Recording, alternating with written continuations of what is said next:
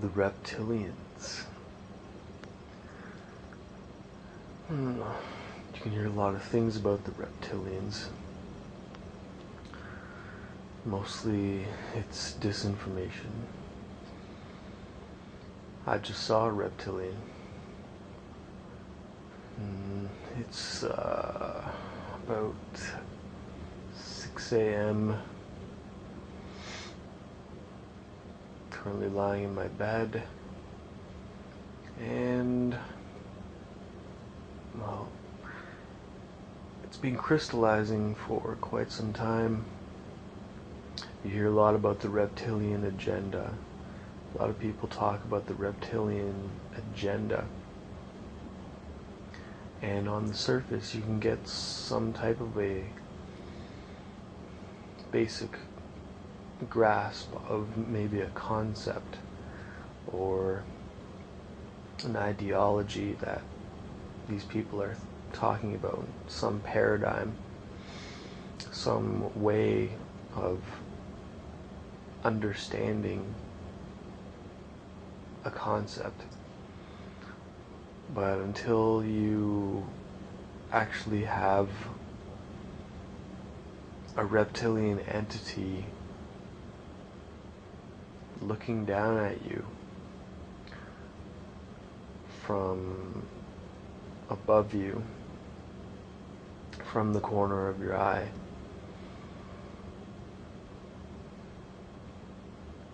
you won't have a true grasp of what the reptilian actually is and how it perceives you. Well, what do they look like? They look like reptilians. They have yellow eyes, kind of like that slit, that black slit in the middle of it. And they'll just be sitting there. Like just now I saw just the face, the head, the snout. A lot bigger than me. My eyes were closed. I was not really sleeping, not really awake. And it was just there. Its snout and nostrils were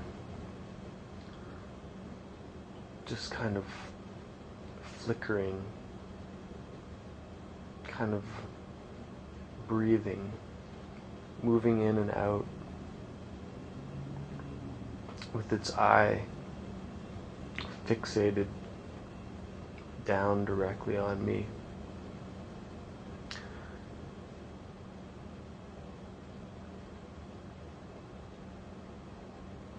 Now,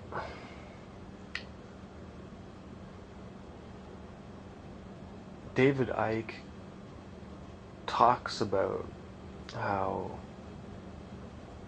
at least from my recollection, how you need to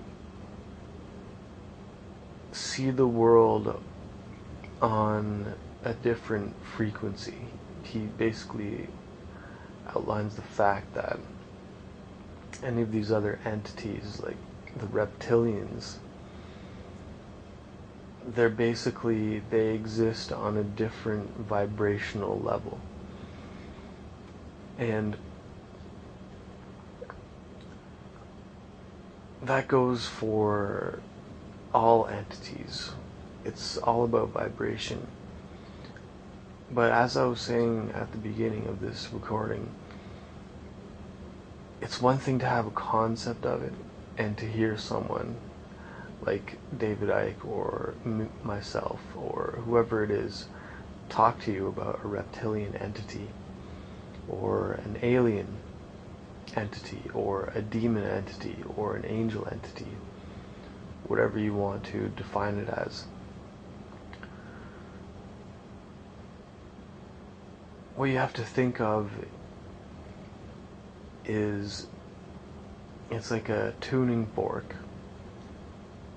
and the tuning fork, you hit it and it'll start oscillating, and the wave frequencies will be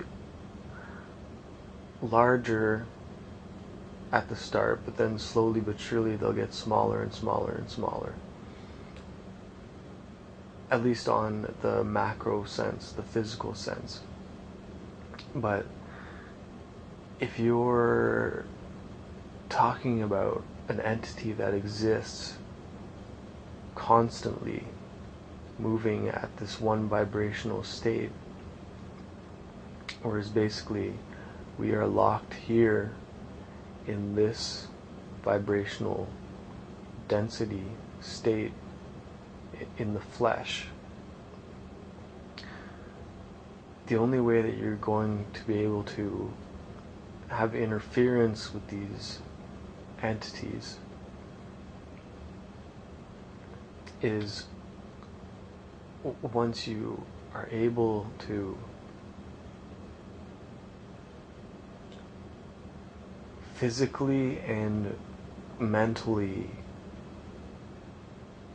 move into that vibrational frequency.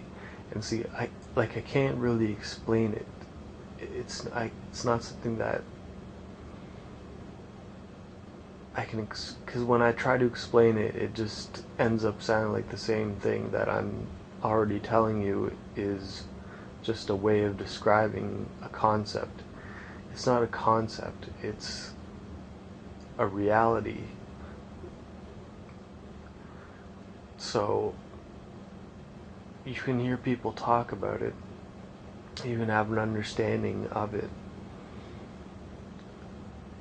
but it's only when you are actually literally able to physiologically tune your mind, mentally, psychically, everything, that all of these frequencies that are around you that pass through your brain from the outside, all of it, once it's locked in and oscillating on that level, literally, you're going to have interference. And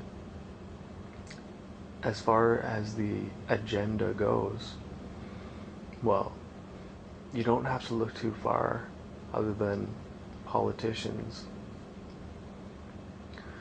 to realize that they are the human beings who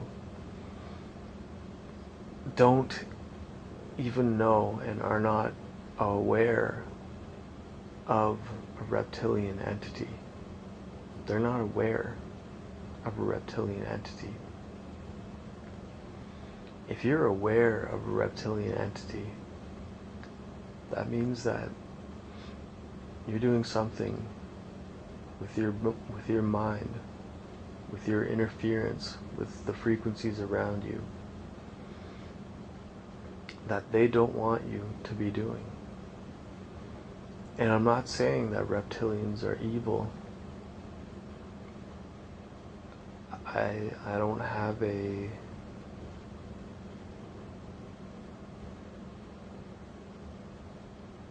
locked in perception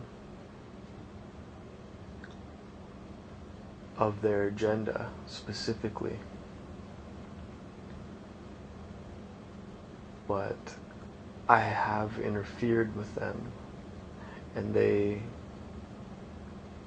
know that I can interfere with them.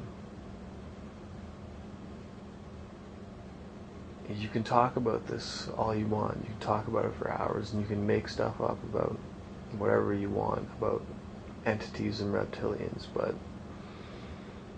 whoever's listening to this right now, once you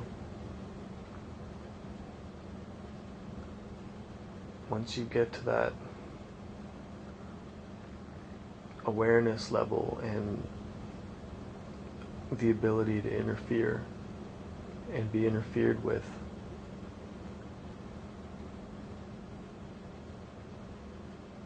just